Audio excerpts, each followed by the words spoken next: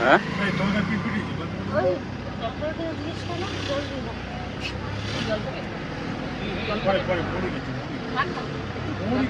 এটা কি তা দিয়ে বলছি আমি বলছি দেখেছিস এইটা দিয়ে দিয়ে এরকম আর কোনো হচ্ছে লাগে না বলো না।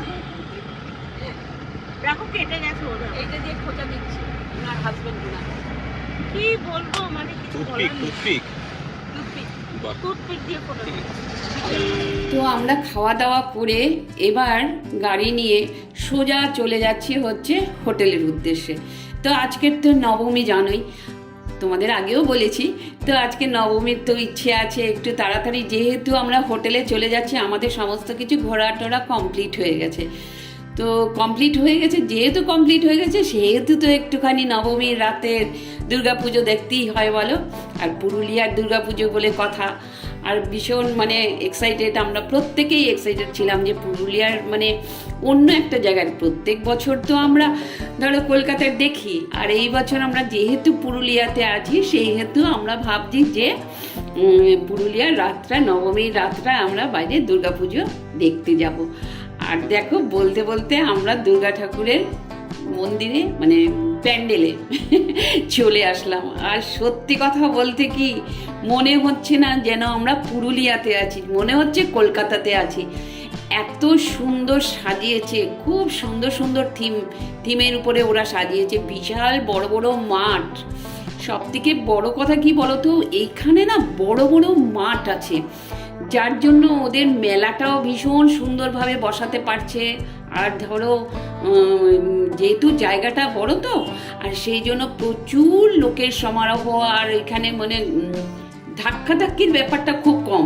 কিন্তু দেখো কত মানুষ, কত লোক এসছে। আর নবমীতে নাকি মোটামুটি পুরুলিয়ার প্রত্যেকে বেরিয়ে পড়ে, বিশেষ করে তো বয়স্করা বেরোবেই, এরকম একটা ব্যাপার। আর আমি তার জন্য তোমাদের দেখানোর জন্য আমি একটুখানি ভিডিওটা করে নিলাম।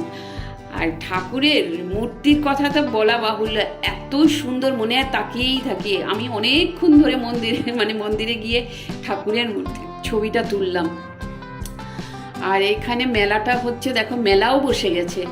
যেহেতু জায়গাটা না প্রত্যেকটা মন্দিরের মানে বেশিরভাগ মন্দিরের না অনেকটা জায়গা নিয়ে প্যান্ডেলটা করেছে, তার জন্য মনে হচ্ছে দেখো। আর লাইটিং, চন্দননগরের লাইটিং কোথায়, আমার মনে হচ্ছে এখানেও চন্দননগরের লাইটিং চালিয়ে দিয়েছে। সব জায়গায় যেন এখন দুর্গাপুজোর মানে সত্যি কথা বলতে কি মনেই হচ্ছে না আমি কলকাতার থেকে বাইরে আছি।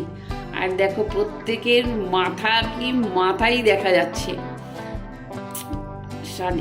একদম খুব সুন্দরভাবে সাজিয়েছে। আর এত ব্যবহার ভালো, পুরুলিয়ার মানুষদের কথা বললে মনে হয় কম বলা হবে। প্রতিটি মানুষের মানে ব্যবহার প্রচণ্ড ভালো, আর মানে হেল্পফুল। সব থেকে বড় কথা, আমরা কোন দিক দিয়ে কিভাবে যাব, কোন দিকে দিয়ে বেরোবো, কোন দিক দিয়ে ঢুকবো, বা কার সাথে কথা বলবো, আমরা তো আর মানে কোথায় কোথায় ভালো ভালো ঠাকুর হয়েছে সেগুলো জানি না। তো সেগুলো জিজ্ঞেস করছি, ওরা এত সুন্দর নিজেরা গিয়ে জানো তো দেখিয়ে দেখিয়ে নিয়ে আসছে।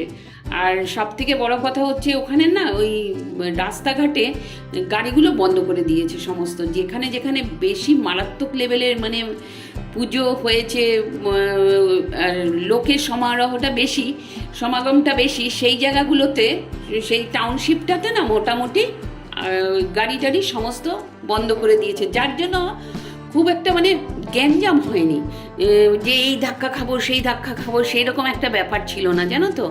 আর এই যে মায়ের মূর্তি আমি মানে অতি যত্ন করে তুলেছি, এই জন্য এত ভালো লাগছিল, মনে হয় তাকিয়েই থাকি। আর সাথে ঢাক বাজছে, সাথে ধূপ ধুনোর গন্ধ, এত ভালো লাগছিল, মানে সে কি আর বলবো।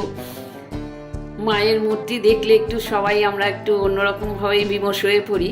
তো তোমরা দেখতে থাকো, আমি তোমাদের ব্যাক ক্যামেরা দিয়ে সমস্ত কিছুটা দেখাচ্ছি। কত উঁচু প্যান্ডেলগুলো জানো, প্রচুর উঁচু। আর দেখো লোক, দেখো আমরা ভাবি যে আমরা এতটা ভেতরে এসছি হয়তো লোক দেখতে পাবো না, দেখো লোকের সমাগম দেখো। তারপর চলে গেলাম, আর মিষ্টি তো একটু খেতেই হয় বলো, রাত্রে যদি খাবারের সাথে একটু মিষ্টি না পেলাম ভালো লাগে, তার মধ্যে হচ্ছে দুর্গাপুজো বলে কথা। তো এখান থেকে আমরা নিয়ে নিলাম বোঁদে, আর বোঁদে না একদম টস টস রস ভরা ভর্তি, একদম রসে টইটুম্বুর। তো ওইখান থেকে আমরা নামও ভুলে যাচ্ছি, বোঁদে নিয়ে প্যাকেট ভর্তি করে বোঁদে নিলাম। তারপরে আবার যাচ্ছি হচ্ছে দুর্গা ঠাকুর দেখতে। এই করে মানে অনেক দুর্গা ঠাকুর ওখানে দেখেছি, প্রচুর নাকি আরও আছে, তা অতগুলো তো আমাদের দেখা সম্ভব হয় না, তা অতগুলো দেখতে পারিনি। যাই হোক, আমরা আবার এখানে হোটেলে পৌঁছে গেলাম। তো হোটেলে পৌঁছে খাওয়া দাওয়ার ব্যবস্থা তো রাত্রিবেলা করতেই হয়। তো রাত্রিবেলা খাওয়া দাওয়ার ব্যবস্থার মধ্যে তো ছিল মিষ্টি, তো থাকবেই। মিষ্টি যেহেতু আমরা কিনে এনেছিলাম বোঁদে। আর একটা কি কিনে এনেছিলাম আমার ঠিক মনে পড়ছে না এখন, কিন্তু সন্দেশ, লাড্ডু এগুলো ছিল, মানে ওই কাজু বরফি ছিল না, কাজু বরফি, তারপরে ধরো চিকেন, ভেজ সবজি, এগুলো সব কিছুই ছিল, রুটি। তো এগুলো দিয়ে মোটামুটি আমাদের রাতের খাবারটা কমপ্লিট করে ফেললাম। তো ব্লগটা তোমরা দেখতে থাকো, ভালো লাগবে আশা করি। আর হচ্ছে কোথাও যদি কিছু ভালো লেগে থাকে ব্লগটা লাইক করো, শেয়ার করো, সাবস্ক্রাইব করো, নতুন বন্ধুরা অবশ্যই একটু করে দিও। আর আবার কালকে একটা নতুন ব্লগের সাথে আবার তোমাদের সঙ্গে দেখা করবো। Tata, good night.